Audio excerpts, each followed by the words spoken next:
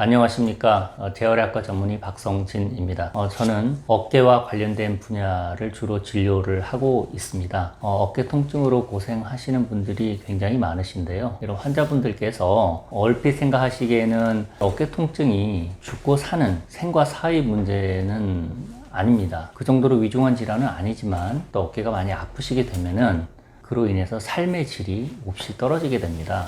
그래서 저는 환자분들의 삶의 질을 좋게 하려는 목적으로 진료를 하고 있습니다. 환자분들께서 아픔으로 인해서 아픈 어깨뿐만 아니라 마음까지 굉장히 힘들어지는 경우가 많이 있죠. 그래서 그런 부분까지 최대한 이해를 하려고 노력을 하고 있습니다. 그래서 늘 환자분들 말씀에 경청을 하고 또 제가 어떻게 치료될지에 대해서 로드맵을 제시하는 것으로서 진료를 매끄럽게 하려고 노력하고 있습니다. 이번에 이 책을 집필하게 된 계기는 환자분들의 삶의 질을 어떻게 하면 좋게 하는지, 즉 문제가 있는 것을 해결하는 것도 중요하지만 문제가 안 생기게, 즉 예방이죠. 예방하는 것과 또 하나는 문제가 해결되고 난 뒤에 재발 방지 대책을 마련하는 것에 좀 초점을 맞춰서 환자분들께 옆에서 설명해 드리듯이 자연스럽게 하고자 합니다. 환자분들께 속 시원히 좀 답을 드리고자 하는 마음이 있었습니다. 제가 진료실에서 나름 설명을 잘 한다고 하더라도 환자분들께서는 이게 익숙한 용어나 내용들이 아니기 때문에 뒤 돌아서시면 금방 또 잊어버리신다고 그런 말씀들을 많이 하셨습니다. 그래서 환자분들께 꼭 전달하고 싶은 사항을 제가 글로 적어보고 또는 영상 자료를 모으고 해서 그러한 것들을 좀 정리해서 말씀드리면 좋지 않을까라는 그런 취지에서 하다 보니 어느덧 책이 이렇게 되었습니다. 그래서 정확한 정보 전달, 즉 환자분의 상태에 맞는 진단 그리고 그에 따른 적절한 치료를 말씀드리기 위해서 한 것이고, 그냥 말씀드린 것보다는 자료를 좀 나눠드리고 하는 것이 더 좋을 것 같고, 또 그 외에서 좀 더 나아가자면은 지금처럼 이런 촬영을 통해서도 또 환자분들께서 보기 쉬운 영상으로 촬영이 된다면 이 또한 정확한 정보 전달에 큰 도움이 될 것 같습니다. 저도 이제 전신 마취 수술을 2번이나 받은 환자이기도 합니다. 그런 경험을 하면서 환자 입장에서 어떻게 하면 좀 더 이해를 잘 할 수 있을지에 대해서 늘 안타까운 답답한 생각을 가지고 있었습니다. 근데 그것이 계기가 되어서 이런 집필 작업에 이르렀습니다. 또한 그 환자분들께서는 병원을 내원하시기가 좀 불편하실 수 있어요. 그러니까 내가 몸이 좀 불편하고 이렇다 하더라도 병원에 가면 또 무슨 담당 의사가 무슨 얘기를 할지, 또 어떤 병명, 어떤 진단이 나서 어떤 치료를 받게 될지에 대해서 막연한 불안감도 있습니다. 근데 이러한 것들이 이제 병원에 가기 좀 꺼려지는 요소가 되기도 하고 껄끄러운 요소가 되기도 하고요. 그렇기 때문에 불안한 마음을 좀 덜어드리기 위해서 좀 와서 좀 편안하게 좀 말씀을 하시고 대화를 하는 과정에서 그런 것들이 많이 좀 해소되는 측면이 있고, 또 본인이 불편하신 내용에 대해서 얘기를 하시다 보면은 그게 또 조금 해소되는 또 그런 측면도 있습니다. 그리고 또 진단이 정확하게 되어서 제가 진단에 따라서 치료법을 말씀을 드리면 또 그걸 들으시면 어떻게 하면 되겠다라는 본인의 생각이 또 정리가 되시기도 하거든요. 그걸 들으시면은 그렇게 막연한 불안감이나 답답함은 좀 많이 줄어들지 않을까 그런 생각을 해봅니다. 그래서 저도 그 환자분들께 처음에는 말로만 설명드리다가 두 번째는 자료, 글씨나 이런 영상 자료를 또 활용하기도 하고 그 그림이나 사진을 활용하기도 했었습니다.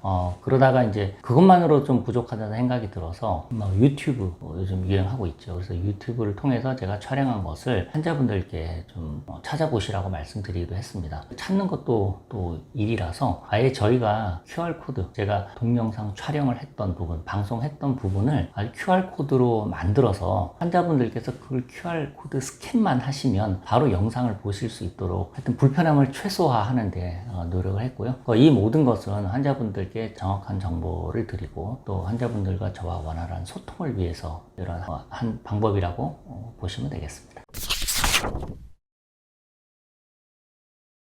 어깨 관절은 우리가 160도 앞뒤로 위아래로 할 거 없이 굉장히 자유자재로 움직이도록 만들어져 있습니다. 그렇게 자유로운 만큼 이 운동성은 대단히 뛰어납니다. 그러나 이 안정성은 좀 약할 수 있습니다. 자유롭게 움직이니까 꽉 잡아주는 측면에서는 좀 덜할 수는 있다는 거죠. 약할 수 있다는 겁니다. 자유롭게 움직이는 반면에 안정성이 떨어지기 때문에 어깨가 빠질 위험이 늘 있습니다. 때문에 어깨는 우리가 섬세하게 어떤 일을 할 때 굉장히 중요한 관절입니다. 제가 팔을 뻗어서 어디 위로 올리려고 할 때 만약에 어깨가 지지가 안 된다라고 한다면 손만 가지고 그 위치를 갈 수가 없어요. 그래서 우리가 포크레인 같은 거 보면은 팔이 길다랗게 있지 않습니까? 끝에서 굴삭기가 파고 들어올리고 이런 거는 잘 하는데 여기 팔 몸통에 붙은 부분이 그까지 지지를 또는 지원을 못 해주면 팔이 갈 수가 없다는 거죠. 손이 끝까지 갈 수가 없어요. 그리고 안정적으로 이게 다 지탱이 돼야지 그 다음에 일을 할 수가 있는 거죠. 그런 기본적인 지지 역할을 하는 것이 바로 어깨고요. 이게 염증이 생기고 관절의 염증, 관절염, 그리고 힘줄이나 인대 염증이 생기면 그때부터 이제 서서히 아파지기 시작하는데 그 어깨 질환은 여러 가지가 있습니다. 하지만 여기서는 대략 7개 흔히 보는 7가지 질환, 7가지 상태 정도로 나눠서 말씀을 드리고자 합니다. 첫 번째는 우리가 어깨가 흔히 뭉친다 라고 하죠. 엄밀한 얘기로는 목과 어깨 사이 이 정도 부분이 될 겁니다. 그러니까 이런 것들은 대개는 근막 통증 증후군일 가능성이 높습니다. 근육을 싸고 있는 근막이죠. 근막에 염증이 생겨서 그로 인해서 근육의 길이가 짧아진다고 하거나 또는 근육의 길이가 원래 정상보다 좀 늘어나 있거나 그럼 그 자체로 인해서 통증이 생기는 겁니다. 예를 들어서 우리가 좋지 않은 자세, 앞으로 꾸부정하게 앉아있다 라고 할 경우에는 앞쪽에 있는 근육들은 길이가 짧아지게 되고 등 뒤쪽에 있는 근육들은 길이가 늘어나게 됩니다. 그럼 그 자체의 불균형, 비대칭으로 인해서도 통증이 생길 수 있는 것이죠. 그래서 근육을 싸고 있는 근막의 통증, 이것이 바로 근막 통증 증후군으로서 바람직하지 못한 자세에서 발생하는 경우가 굉장히 많고 또 무리하게 일을 하거나 업무를 보거나 그럴 때도 굉장히 많이 생기곤 합니다. 특히나 현대인들은 앉아있는 시간이 많고 컴퓨터를 빼고는 거의 업무를 볼 수가 없는 상황에 이르렀습니다. 또 스마트폰이 굉장히 위세를 떨치고 있지 않습니까? 거기서 취미도 하시고 업무도 보시고 이런 분들도 계시는데 그 또한 좋지 않은 자세에서 오랜 시간 하다 보면은 그 자체가 척추와 관절, 특히 어깨에도 굉장히 무리가 따를 수가 있습니다. 그래서 특별하게 다친 것도 아니고 특별하게 내가 어떤 손상을 받은 적도 없고 한데도 여기가 묵직하게 계속 아프다 그러면 그것은 근막 통증 증후군일 가능성이 높습니다. 그럼 두 번째로 많이 들어보셨을 겁니다. 오십견. 원래 오십견이라는 말은 없습니다. 그러니까 일본에서 이제 기원한 얘기로 보이는데요. 대개는 정확한 이름은 동결견 또는 유착성 관절낭염이라고 합니다. 동결, 견, 얼어붙은 어깨라는 뜻이죠. 어깨 관절이 굳어 있는 것입니다. 어깨 관절이 굳어서 움직이는데 제한이 있으면서 통증이 있는 것, 그걸 오십견이라고 합니다. 동결견이라고도 하죠. 그래서 이것은 서서히 진행되는 질환입니다. 바로 얼어붙는 게 아니라 초겨울에 약간 얼듯말듯 하다가 한겨울에 꽁꽁 얼어붙었다가 또 시간이 좀 지나면서 또 서서히 녹는 그런 경과를 지나게 되는데요. 환자분은 서서히 아파갈 때 초겨울 상태 아파갈 때 그때부터 통증을 느끼기 시작하고 꽁꽁 얼어붙을 때는 또 통증이 조금 덜하나 운동 범위 제한이 너무 심합니다. 예를 들어서 일상생활이 힘든 겁니다. 옷을 입고 벗거나 그럴 때 또 많이 아파하시는 경우가 많고요. 그리고 무려 이제 1년 반에서 2년 정도의 시간이 지나야지 좋아진다라고도 하는 질환이기도 한데 시간만 지난다고 해서 이것이 저절로 해결되지는 않을 수도 있다는 겁니다. 그러니까 10명 중에 7명은 시간 지나면 좋아질 수가 있는데 나머지 3명은 그렇지 않을 수도 있다는 겁니다.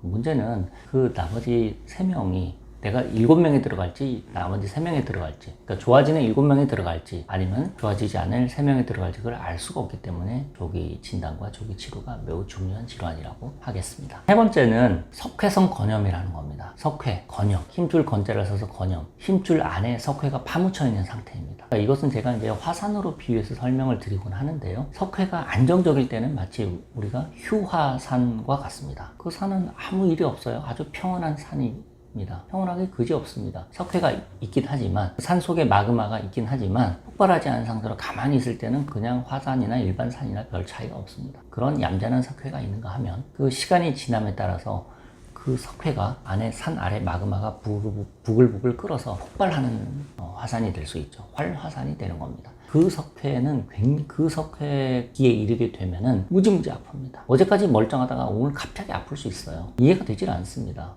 어제 내가 뭐 무슨 일이 있었던 것도 아닌데 아침에 일어나 보니 무지하게 아프다는 겁니다. 또는 어제 밤에 좀 스물스물 아프기 시작했지만 자고 나면 괜찮아지겠지라고 생각하다가 괜찮아지기는커녕 새벽으로 갈수록 더 아파져서 응급실로 가는 경우도 왕왕 있습니다. 그런 석회도 녹아내리면서 석회 일생을 마감하게 됩니다. 그렇게 화산이 분출하고 있다가 그 화산 안에 있는 마그마가 다 빠져버리면은 일명 사화산이 되는 겁니다. 더 이상 폭발하고 탈 마그마가 남아있지 않는다는 것이죠. 그러면 일반 산이 됩니다. 그렇듯이 이게 휴화산, 활화산, 사화산으로 가게 됩니다. 그렇게 되면 석회 일생이 지나게 되는 거예요. 한 사이클이 얼마나 될까요? 대개 18개월 정도 된다고 합니다. 생겨서 없어질 수도 있고 또 없던 게 다시 생길 수도 있습니다. 그러나 일단 생겼다가 없어지는데 대개 18개월 정도를 얘기를 하고 학자들은 문헌에서는 그렇게 얘기를 하고 있습니다. 자, 이어서 말씀드릴 질환은 충돌증후군입니다. 충돌, 무엇과 무엇이 충돌하는 것일까요? 우리가 이게 어깨 견봉이라는 뼈와 팔이 이게 팔입니다. 그래서 팔을 들어올리면 이렇게 들어올리게 되죠. 이것이 매끄럽게 이렇게 들려야 되는데 들어올리다가 탁 걸려요. 이쯤 걸립니다. 그럼 그때 아파지는 거죠. 근데 그 이상 또 올라가게 되면 또 괜찮아요. 내릴 때 또 걸립니다. 이 특정 각도를 지나칠 때 아픈 것을 우리가 충돌증후군이라고 합니다. 충돌하는 원인은 여러 가지가 있을 수가 있어요. 예를 들어서 앞에 말씀드렸던 석회가 힘줄 속에 끼어 있어요. 그러면 석회가 힘줄 속에 끼었기 때문에 부피가 좀 커지겠죠. 그렇게 되면은 처음에는 잘 움직이던 어깨가 석회가 부피를 차지하니 어느 순간부터 이제 이게 매끄러지지 않은 겁니다. 그래서 충돌하는 거죠. 뼈의 아랫부분과 힘줄의 윗부분이 충돌하는 겁니다. 그럼 뼈와 힘줄이 서로 부딪히게 되면은 힘줄이 손상이 되겠죠. 그래서 힘줄도 약한 구조는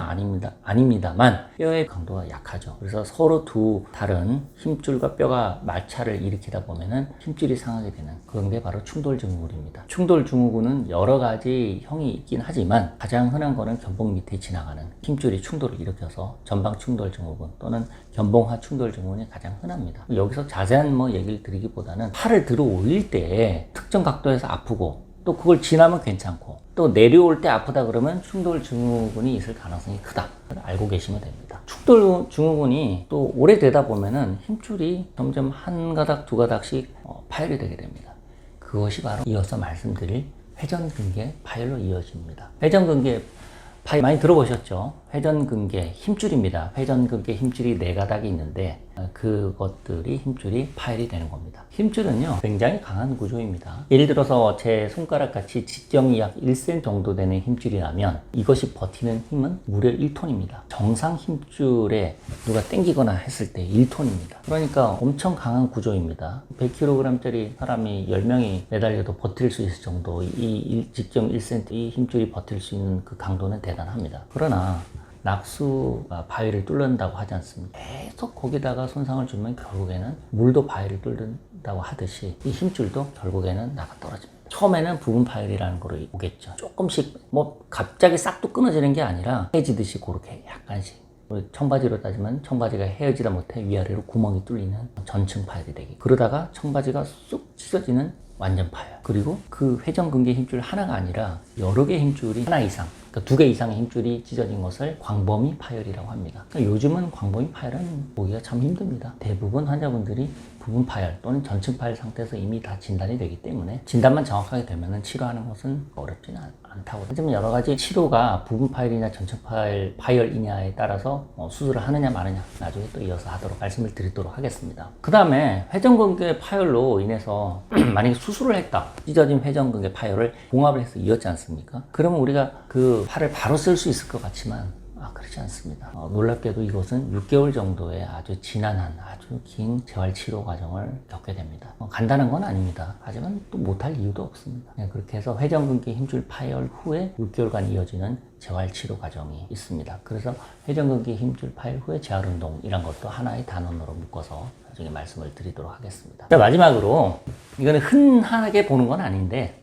가끔 뇌졸중, 뇌혈관이 막히거나 터져서 2차적으로 손이나 팔다리에 마비가 오는 질환을 뇌졸중이라고 합니다. 뇌졸중으로 인한 편마비가 있는데 편마비라는 게 한쪽 팔다리 또는 다리가 잘 움직일 수 없는 것이죠. 그런 현상이 오게 되면은 만약에 오른쪽이다 편마비가 왔다라고 할 경우에 오른쪽 어깨가 빠질 수 있습니다. 그러면서 통증이 생기는 것을 편마비 통증이라고 합니다. 뇌졸중의 합병증으로 오는 것이 편마비이고요. 편마비가 됨으로써 올 수 있는 어깨 통증, 이게 바로 편마비 후에는 어깨 통증인데, 일반적으로 우리가 주변에서 쉽게 볼 수 있는 질환은 아니지만 뇌졸중이 있었던 환자분들이 신경과 또는 신경외과에서 치료를 받으시고 재활의학과로 과를 옮기셔서 지금도 재활병원에서 수많은 분들이 재활치료를 받고 계시는데, 그 중에 상당수가 어깨 통증으로 고생을 하시는 분들이 계세요. 그런 분들에게 생기는 것이 지금 말씀드린 7가지 질환으로 책에 구성을 해봤습니다. 어깨가 아플 때 언제쯤 병원에 가야 되느냐, 이거 그냥 놔둬도 되느냐, 뭐 이런 것에 대해서 되게 망설임이 많으실 겁니다. 제가 간략히 정리해 드리겠습니다. 병원에 가셔야 하는 상황 4가지 정도입니다. 첫 번째, 우리가 다쳤습니다. 근데 크게 다쳤어요. 뭐 피도 나고 뭐 팔이 움직이기 힘들다. 그럴 땐 당연히 병원에 가셔야 되는데, 그때는 응급실로 가셔야 됩니다. 그냥 외래로 가시기보다는 응급실로 가셔서 진료를 보시는 게 더 좋을 것 같고요. 그 다음에 스물스물 감각이 좀 떨어지는 거예요. 손이나 팔에 감각. 잘 몰랐는데 어느 날 갑자기 보니까 4살 같지 않은 부분이 조금씩 나타나고, 예전 같으면 쉽게 할 수 있었던 동작인데 왠지 힘이 잘 안 들어가는 거야. 그럴 때는 신경이나 혈관이 눌려서 근력이 떨어지거나 또는 감각이 이상하게 느껴질 수가 있습니다. 그런 경우는 신경이나 혈관이 눌리거나 압박을 받았을 가능성이 크기 때문에 빨리 눌린 신경이나 혈관을 풀어주는 게 굉장히 중요합니다. 그런 경우에는 병원에 내원하셔서 이게 과연 신경 문제인지, 신경이 눌려 있다고 한다면 과연 어느 정도 눌려 있는지에 따라서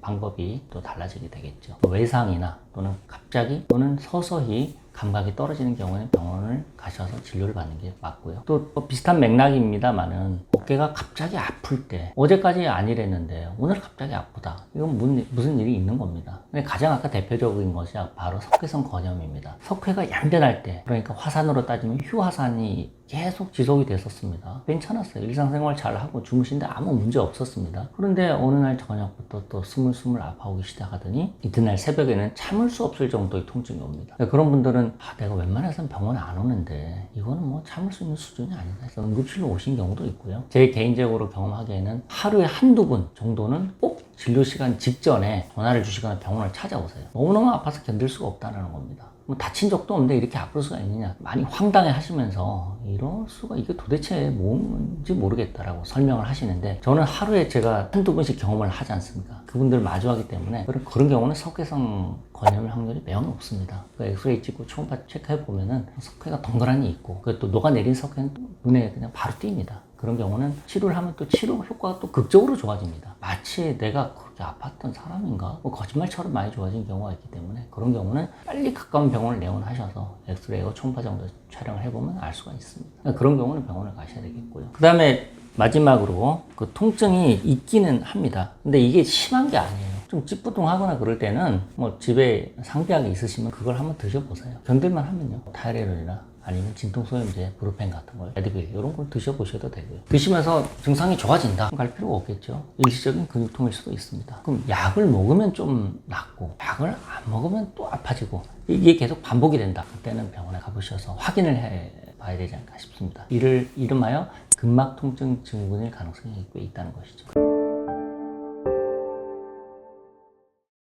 그리고 병원에 안 가도 될 때는 우리가 무리하고 난 다음에 아플 때, 예를 들어서 뭐 체육대회를 했다거나 아니면 무리하게 뭐 산행을 했다거나 라고 할 경우에는 그 이후에 지연성 근육통이라는 게 옵니다. 산행 잘 했어요. 그 다음날 아침에 일어나려고 했더니 종아리가 땡겨서 뭉쳐서 뭐 일어날 수가 없는 겁니다. 걷기가 한 발 내딛기가 힘들고 종아리에서 뭐 계속 번개가 치듯이 아프고, 그런 경우에는 병원을 굳이 안 가도 저들은 알 수가 있겠죠. 그리고 마지막으로 내가 어디 좀 아프긴 아파요. 근데 크게 다친 기억은 없어요. 그런 경우는 팔이나 다리나 어디 부딪힌 부위에 멍이 좀 있을 수도 있습니다. 하지만 그런 정도는 시간 지나면 좋아질 수 있기 때문에 굳이 병원에 갈 필요가 없겠죠. 이런 정도로 정리하면 되겠고요. 그리고 한 가지 첨언을 하자면, 척추나 관절 질환은 갑자기 아파지는 경우가 그렇게 흔치는 않습니다. 근데 갑자기 아프다고 하는 이유를 곰곰이 따져보면은, 예를 들어서 어제 내가 자기 전까지 어깨가 하나도 안 아팠다, 또는 뭐 허리가 하나도 아프지 않았다, 목에 아무 문제가 없었는데 아침에 일어나니 목에 담이 들려서 꼼짝을 할 수가 없었다, 이런 분들이 계시는데,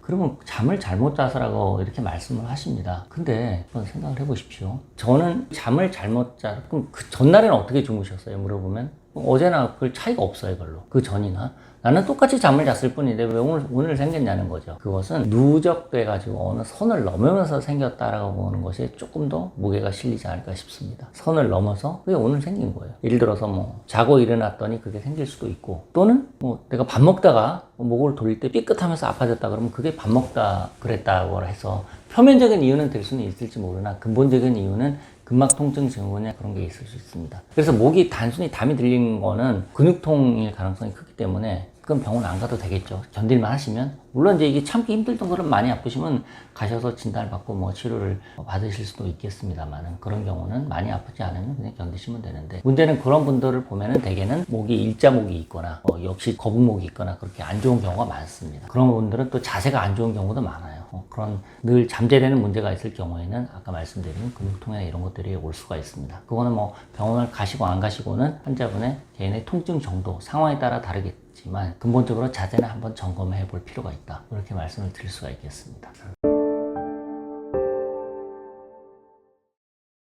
예를 들어서 어깨가 아프다라고 했을 경우에 많이 아프지 않으면 당연히 가까운 병원을 갑니다. 동네 병원을 가는 것이죠. 일명 그 1차 의료기관이라고 하는 겁니다. 그러니까 여러분들 집 주변에 뭐 재활의학과, 정형외과, 신경외과, 마취통증학과, 뭐 가정의학과 여러 병원들이 있지 않습니까? 그래서 본인이 다니시던 병원이 있으면 그 병원을 갑니다. 가셔서 보시면 대부분 큰 문제가 없는 진단은 간단히 할 수 있습니다. 뭐 엑스레이나 초음파 뭐 이런 것들을 또 해볼 수도 있고요. 거기다 진단이 딱 나면 치료는 그게 맞춰서 받으시면 됩니다. 그렇게 심하지 않은 통증의 경우에는 가까운 병원을 내원하시면 되고요. 그리고 갑자기 내가 다쳤다, 크게 다쳤다, 또는 밤중이다, 이럴 때는 또 응급실을 또 가셔야 될 수도 있겠고요. 국내 병원에서 갔는데 치료가 좀 잘 안 돼요. 계속 또 아프고, 치료를 해도 좀 계속 아프고 불편하고 이게 해결이 잘 안 된다. 그럴 경우에는 전문병원 또는 관절 또는 척추관절 전문병원이나 또는 대학병원, 3차 의료기관이죠. 거기를 진료 보통 의뢰서를 써드립니다. 그러면 거기 가서 정밀 검사와 진료를 보시는 것이죠. 그런 경우에는 일반적으로 뭐 50견, 동결견 뭐 이런 것만 가지고 그런 큰 병원을 가실 일은 사실은 별로 없으시고요. 회전근개 힘줄이 파열이 됐다. 그래서 이 질환에 대해서 수술을 해야 되느냐 말아야 되느냐 이런 거에 관해서는 그 수술을 잘 하시는 2차 병원 또는 척추관절 전문 병원이나 또는 대학병원의 교수님께 진료를 한번 받아보시는 것도 필요합니다. 나는 수술을 안 할 거라고 생각하고 가정을 하고 단정 짓지 마시고 계속 아프다, 치료해도 계속 통증이 지속될 때는 대학병원 가셔서 진료를 받아보시는 게 오히려 속 시원할 수 있습니다. 그리고 2차 병원, 척추관절 전문 병원이나 대학병원에서 수술을 권유를 받는 경우가 있습니다. 이 정도면 수술을 하셔야 될 것 같습니다 라고 할 경우에는 한 곳 아니라 두세 군데 정도 다른 의사들의 의견을 들어보는 것도 전해 드립니다. 그래서 두 곳 정도에서 이거는 수술을 하지 않으면 시기를 놓치면은 오히려 일이 더 커질 수가 있습니다라고 그 얘기를 들으신다면 그때 가서는 수술을 또 하는 것이 방법이 또 좋은 해결책이 될 수가 있습니다. 제가 무슨 수술을 꼭 받으시라거나 또는 받지 마시라고 하는 게 아니라 상황에 따라서 유연하게 좀 해보시는 게 어떨까 싶습니다. 그래서 우선은 어깨가 불편하시다라고 할 경우에는 어깨도 그렇습니다만 다른 질환도 마찬가지로 가까운 동네 병원에 가셔서 담당 의사 진찰을 받으시고 의견을 들어보시고 간단히 해결이 될 수 있을 것 같으면 또 그 선에서 치료를 받으시면 되고, 많이 아프지 않은 어깨는 대부분 1차 의료기관, 이름하여 동네 병원에서 대부분 잘 치료가 됩니다. 그렇지 않을 경우에는 이제 좀 규모가 있는 2차 병원, 전문 병원에서 정밀검사, 이름하여 뭐 CT나 MRI 같은 걸 촬영을 해서 동네 병원에서 치료해도 잘 낫지 않았던 원인, 진단을 정확하게 하는 것이죠. 만약에 그 병원에 갔는데도 뚜렷하게 진단이 잘 안 되는 경우가 있습니다. 그럼 또 대학병원에 가서 이 환자분의 불편한 원인을 정확하게 찾아서 또 치료를 받으실 수도 있기 때문에, 우리나라는 또 이제 의료 전달 체계가 굉장히 잘 되어 있습니다. 이 병원에서 또 1차 병원에서 2차, 2차에서 3차 기관 잘 되어 있기 때문에 환자분께서 방문하시는데도 크게 어려움은 없으실 겁니다. 그러나 아무래도 동네 병원보다는 2차, 3차 의료기관은 예약 꼭 하셔야 되고 또 대기가 발생하는 경우도 많습니다.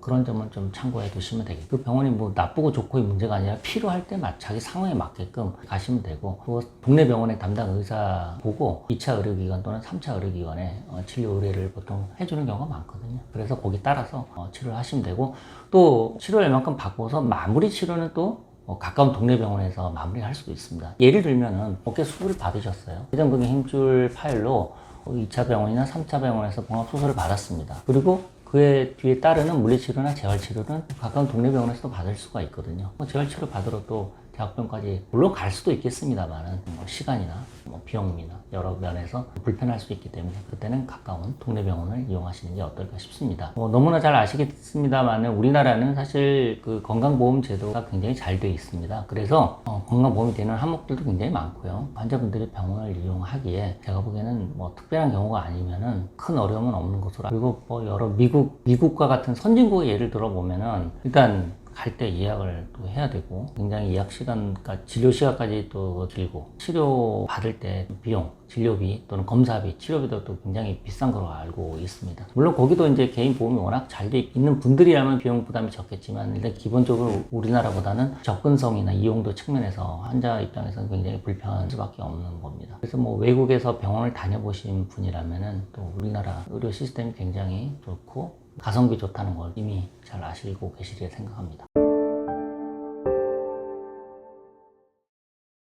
회전근개 힘줄 파열의 치료는 딱 하나로 정해지진 않습니다. 굉장히 복잡합니다. 어떤 게 복잡하냐면은 수술을 할 것이냐 말 것이냐, 그 기준부터가 복잡합니다. 그러니까 어떤 것을 고려해야 할까요? 환자 개인의 특징이겠죠. 이 힘줄이 어느 정도 파열되어 있고, 그리고 지금 이 힘줄을 지금 타이밍에 봉합을 해야 될 건지, 그리고 이 환자분께서 봉합수술을 하면 안 하고 싶어 하겠지만 정말 나는 안 한다, 이런 분도 계세요. 그 개인의 특징까지, 상황까지 고려를 해야 되는 것이죠. 지금은 예를 들어 내가 일을 해야 되는데 이 재활치료가 수술 후에 약 6개월 정도 걸린다고 하니까 이분은 수술 타이밍이 아닌 것이죠. 물론 이제 그 시기를 놓치면은 조금 더 힘들어질 수는 있겠지만 지금 당장은 어려운 그런 상황이 펼쳐질 수도 있을 것입니다. 그리고 부분 파열일 경우에는 대개는 수술을 안 하고 비수술적 치료로서 하는 것이죠. 재생치료 하거나 그렇게 할 수 있습니다. 그런데 부분 파열이라도 시간이 지나면서 점점 파열의 크기가 커지는 그런 상황이라면 그때는 수술적 치료를 고려할 수가 있겠습니다. 그리고 한편으로 전층 파열, 힘줄이 끊어졌어요. 그래서 봉합을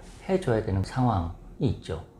그럼에도 불구하고 팔을 머리 위로 많이 드는 동작을 안 하거나 힘쓰는 동작을 많이 안 하거나 이렇게 해서 기대치가 좀 낮은 경우, 일상생활만 간단하게 하는 경우라면 수술을 안 할 수도 있습니다. 그런데 파열된 크기가 시간이 지날수록 점점 더 커지기 때문에 너무 커지면은 그냥 껴서 벌어진 힘줄을 당겨서 봉합하기에는 또 무리가 따르고 그때는 또 인공관절을 해야 되니까 꼭 안 하는 게 능사는 아닙니다. 필요한 경우에는 적절한 타이밍에 하는 것이 매우 중요하다 하겠습니다. 그리고 꼭 수술을 해야 되는 것이 가장 좋다고 권고가 되는 상황은 다쳤을 경우입니다. 그런 경우에는 정상 힘줄이 되겠죠. 거의 정상에 가까운 힘줄인데 외상에 의해서 다쳤다라고 하는 경우, 그리고 좀 상대적으로 젊으신 경우, 이때 젊다는 기준이 65세 이하가 되겠습니다. 예를 들어 한 나이가 60쯤 되신, 환갑 정도 되신 분이 외상으로 넘어지면서 다치셨어요. 그리고 힘줄이 찢어져 있습니다. 그런 경우, 그분이 또 상당히 활동적인 것을 좋아하십니다. 그런 경우에는 빨리 힘줄을 봉합해서 재활을 잘 해서 원래 이분이 하시던 거를 잘 할 수 있도록 하는 게 맞겠죠. 그러니까 그런 여러 가지 상황에 따라서 수술을 하냐 안 하냐가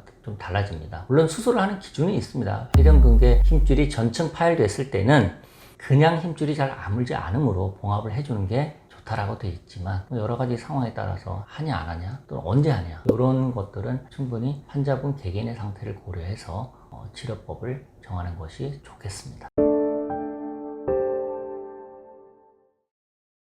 많이 들어보셨죠? 50견, 50대의 어깨라는 뜻인데 사실 그 글자 그대로의 의미를 보자면 크게 별로 와닿는 게 없습니다. 예전에는 평균 수명이 짧았던 시대에는 50대 이러면은 굉장히 나이가 드신 분이죠. 환갑잔치를 할 시절이었다면요. 요즘은 이제 50대는 상대적으로 젊게 되긴 했지만 그래도 퇴행성 변화가 오는 시점이 이제 40대, 50대 정도이기 때문에 50견 표현은 아직도 많이 사용을 하고 있습니다. 정확한 이름은 동결견이라고 하죠. 얼어붙은 어깨, 동결견이라고도 하죠. 또는 관절 이름을 따서 어깨 관절의 유착성 관절 낭염이라고 합니다. 어깨 관절 주머니가 있는데 그 관절이 들러붙어서, 유착이라는 게 들러붙었다는 뜻이지 않습니까? 들러붙어서 움직임이 매끄럽지 않고 아프다라는 유착성 관절 낭염, 염증이죠. 염증이니까 당연히 통증을 동반하게 됩니다. 그래서 통증이 있으면서 어깨 움직임이 제한이 있는 것, 그것을 오십견이라고 합니다. 그래서 오십견은 어깨 외상이 있었던 없었던 간에 별다른 이유 없이 어깨가 서서히 굳으면서 통증이 생기면서 움직임에 제한이 있다. 그럴 경우는 우리가 원인이 뚜렷하지 않은 그것을 1차성 오십견이라고 하고요. 그 다음에 내가 다친 후에 골절로 인해서 깁스를 한 이후에 어깨가 서서히 굳어간다. 그럴 경우에는 2차성 오십견이라고도 합니다. 근데 1차성 치료가 달라지는 건 아닙니다. 어차피 붓고 염증이 생겨서 통증이 있는 어깨를 통증 없이 잘 움직이게 만들어주는 거, 그게 이제 치료 목표죠. 그래서 오십견이라는 거는 정리하자면 외상을 입었건 그렇지 않건 간에 어떤 이유에서든 간에 어깨 통증이 생기면서 어깨 관절 운동 범위에 제한이 있는 것이라고 보시면 됩니다. 그럼 오십견 증상은 어떨까요? 오십견은 또 어떻게 느끼겠습니까? 어깨가 아픕니다. 하지만 힘이 없는 건 아니에요. 관절 운동 범위에 제한이 있는 겁니다. 지금 내가 오십견이 있는지 셀프 테스트 한번 해보실까요? 어떻게 할 수 있을까요? 오십견이 있으신 분은 손을 이렇게 두고 계시면은 내가 눈을 돌려서 볼 수 있는 이 손이 시야 내에 있을 때는 별로 안 아픕니다. 근데 시야에서 벗어나 위로 올라가거나 안 보이잖아요. 이 손이 안 보이지 않습니까? 이렇게 하면 보이겠지만 여기서 안 보이는 요 정도 올라가는 것도 부담스럽습니다. 뒤로 가는 거, 그죠? 뒷짐져서 하는 거. 그러니까 예를 들어서 운전석에 앉아서 차 뒷좌석으로 오른쪽에 올 경우에는 차 뒤쪽으로 손을 뻗어서 물건을 가져오려고 할 때 손 뒤로 가질 않아요. 그리고 뭐 의자에 앉아 있다가 뒤에 있는 물건을 가져오거나 뭐 침대나 바닥에 앉아서 손을 뒤로 뻗어서 뭐 하는 동작, 뒷짐지는 동작이 잘 안 되는 겁니다. 오십견 정도에 따라 다르겠지만 제가 말씀드린 경우는 중간 이상 진행됐을 때는 그런 동작 자체가 힘들어지는 겁니다. 그런 증상들이. 그 다음에 일상생활 동작에 또 제한이 생기겠죠. 예를 들어서 옷을 입고 벗거나 또는 주무시다가 아픈 쪽으로 또는 그렇지 않은 쪽으로 돌아 누울 때 아픈 쪽으로 돌아 누우면은 아파서 잠을 깰 지경이다. 그렇게 말씀하신 분도 있고요. 또는 바지를 올려야 되는데 바지가 잘 안 올라갔다. 또는 씻을 때 목 뒤쪽을 좀 닦아야 되는데 손이 안 간다. 이것도 치료하면서 제가 느끼는 거지만 환자분들이 못 닦았는데 이게 되니까 이제 삶의 질이 많이 좋아진 것 같아요. 뭐 이런 사소한 거에 굉장히 감동을 하십니다. 그 얘기는 그게 얼마나 불편한 건지 겪어보지 않으면 잘 알 수가 없다는 거죠. 그런 증상들이 있고 손이 보이는 위치에 있을 때 움직일 때는 별로 문제가 없는데 손이 안 보이는 위치, 뒤로 가거나 그럴 경우에 제한이 있으면 이거는 오십견을 의심해 볼 수가 있다는 것이죠. 그 원인은 또 여러 가지가 있습니다. 내과적 질환, 특히나 당뇨병이 있는 분이라면은 당뇨병이 없는 분들보다 오십견이 발생할 확률이 약 5배가 높다라고 하고요. 그 이외에도 뭐 갑상선 질환, 고지혈증, 이런 내과적 질환이 있는 분들은 없는 분들보다 발생할 확률이 또 높다고 합니다. 대개 이제 50대 전후에 보통 생기고요. 여자분들이 남자분들보다는 좀 많다고 합니다. 제가 진료를 해보면은 병원에 치료받으러 오시는 환자분들의 70-80%가 여자분이세요. 남자분이 그렇게 적을 것 같지는 않은데 남자분들은 초기 치료는 확실히 여자분들이 잘 빨리 받는 것 같습니다. 남자분들은 숫자는 적은데 오실 때 보면 많이 굳어서 오세요. 도저히 이대로 안 되겠다 해서 참다 오셨다 이렇게 하는 분들이 많고 성향이 좀 차이는 있겠습니다만은 여자분들의 비율이 월등히 많다는 것이고 50대 전후 여자분들 많고 그리고 비우세손이 많습니다. 예를 들어서 제가 오른손 잡이입니다. 그러면 왼쪽에 오십견이 오는 경우가 많다라고 합니다. 그럼 이것을 한번 정리를 해볼까요? 누구한테 많이 생기나? 50대 여자분 오른손 잡이 이렇게 좀 이런 분들이 좀 많다 이렇게 볼 수가 있겠죠. 그래서 50대 여자분이 어깨가 아프다고 오셨습니다. 보면 대부분 왼쪽 어깨일 가능성이 상당히 높죠. 그래서 저는 이제 양쪽 팔을 만세를 해보시라고 합니다. 그러면 정상의 팔은 귀에 딱 붙겠지만 안 올라가는 팔은 이렇게 하십니다. 만세를 해봤을 때 귀에 잘 붙지 않은 쪽은 운동 범위에 관절 운동 범위에 제한이 있는 오십견의 확률이 꽤 있는 것이죠. 물론 이것만 가지고 단정할 수는 없겠습니다만 그렇게 보통 판단을 셀프 체크 포인트 그렇게 해볼 수 있겠고요. 자, 셀프 체크 포인트 한번 점검해 보실게요. 팔 들어 올리는 거. 이렇게 덜 올라가면 덜 올라간 쪽에 문제가 있는 거고요. 쭉 가야 되는데 이게 잘 못 간다. 옆으로도 안 되는 거. 그리고 야구선수 공 던지는 동작 요렇게 되면 안 되겠죠. 요렇게 돼야 됩니다. 그죠? 요 동작이 돼야 돼요. 옆에서 봤을 때 요렇게 하는 게 아니라 요렇게 돼야 됩니다. 요 동작이 잘 나오는지. 그리고 뒷짐을 집니다. 뒷짐 질 때 이걸 보시면은 요렇게 뒤로 가기가 어렵다. 굉장히 높습니다. 근데 가기는 겨우 가는데 여기서 못 올라간다. 그것도 오십견 환자분이 전형적으로 호소하는 불편한 증상 중에 하나입니다. 하나, 둘, 셋. 네. 요 동작에 제한이 있으면은 내가 오십견의 가능성이 있겠구나라고 생각을 하시면 되겠습니다. 오십견이 있을 때 셀프 재활을 어떻게 하면 되는지 그걸 한번 말씀을 드리고자 합니다. 오십견에 대한 치료는 동결견에 대한 치료는 크게 두 가지가 있죠. 하나는 셀프 재활하는 거고 하나는 병원에서 치료를 받는 겁니다. 이거는 이따가 또 나중에 말씀드릴 기회가 있으면 하겠고요. 그럼 내 스스로 뭘 해야 되느냐? 보통 5가지 말씀드립니다. 자, 깍지를 껴서 쭉 올리는 겁니다. 팔을 들어 올리는 거. 첫 번째 팔을 들어 올리는 거. 하나. 그 다음에 두 번째는 야구선수 공 던지는 연습을 합니다. 여기서 이 동작이 잘 안 되죠? 누가 당겨주거나 또는 벽 모서리 잡고 이렇게 하시면 돼요. 모서리를 잡은 상태에서. 벽 모서리가 있잖아요. 이렇게요. 이렇게 잡고 이렇게 하시면 됩니다. 핵심이 이렇게 돼야 된다는 겁니다. 스트레칭을 이렇게 한 상태에서 몸이 앞으로 나가면은 이게 세 번째, 팔을 처음에 들어 올렸죠. 하나, 둘. 세 번째는 이 상태에서 옆으로 가는 겁니다. 팔을 들어 올린 상태에서 세 번째 요거. 이거 잘 돼야 돼요. 요거 스트레칭 요거 하시면 돼요. 네 번째 동작은 팔꿈치를 몸에 붙인 상태에서 밖으로 돌리면 됩니다. 예를 들어서 문고리를 잡은 상태에서 제가 왼쪽으로 가버리면 되죠. 그러면 이게 바깥으로 돌린 효과가 나타날 것이고. 5번째, 뒷짐진 상태에서 반대편 손가락으로 들어 올려줍니다. 이 5가지를 잘 하시면 됩니다. 셀프 재활 치료는 스트레칭입니다. 힘쓰는 걸 하는 게 아닙니다. 스트레칭입니다. 팔이 돌아가면은 이걸 올려주는 연습을 하시면 되고, 뒤로 안 가면 뒤로 가도록 도와주시면 되는 겁니다. 힘쓰는 동작을 하시느냐. 근력 운동 한다고 짐에 가서 막 열심히 운동들 하시는 부분이 있는데, 물론 제한은 없습니다만은 지금 시급히 해야 될 것은 관절막, 굳은 어깨 관절막을 스트레칭 시키는 게 셀프 재활 치료의 핵심입니다. 그냥 근력 운동만 하시면 이게 잘 해결이 잘 안 됩니다. 자, 근데 그냥 하려고 그러면 굉장히 아파서 하기 힘듭니다. 그러니까 그럴 경우에는 몸찜질을 하거나 사우나를 해서 푹 불린 다음에 그 다음에 하면은 마치 엿가락이 늘어나듯이 잘 늘어나게 됩니다. 그럼 사우나에서 나오면 또 원위치 되는 거 아니에요? 물론 그런 경향이 있습니다. 하지만 그렇게 계속 늘려가면은, 꾸준히 늘려가면은 그런 효과가 있습니다. 그렇게 셀프 재활 치료를 꾸준히 하시기 바랍니다. 이거 한 1, 2주 한다고 될 게 아닙니다. 나을 때까지 꾸준히 하시는 겁니다. 셀프 재활 치료는 기본적으로 하시는 겁니다. 틈틈이 하시면 되겠고요. 이것만 가지고 좀 부족하다 한 경우가 많기 때문에 그때는 병원의 도움을 받아서 여러 가지 치료를 좀 하시면 되고, 너무 아파서 힘들 때는 그때는 진통소염제 좀 드시고 그렇게 운동할 수 있는 환경을 만들어 놔야 됩니다. 너무 아픈 경우에는 의욕만 가지고는 할 수 없는 거 아니겠습니까? 그래서 그런 경우는 병원의 도움을 받아서 운동을 할 수 있는 환경을 제공받으시고 그 다음에 또 운동 열심히 하시면 좋은 결과가 있지 않을까 싶습니다.